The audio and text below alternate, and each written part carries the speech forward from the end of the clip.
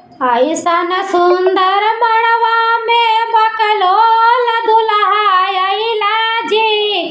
ऐसन सुंदर मड़वा में बकलोल दुल्हा अइला जी।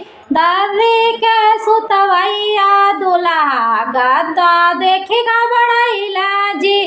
दर्री के सुतवैया दुल्हा गद्दा देखी घबराइला जी।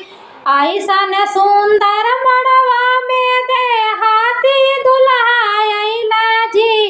ऐसन सुंदर मड़वा में देहाती दुल्हा अइला जी। पत्तल के खावैया दुल्हा थरिया देखी घबराइला जी।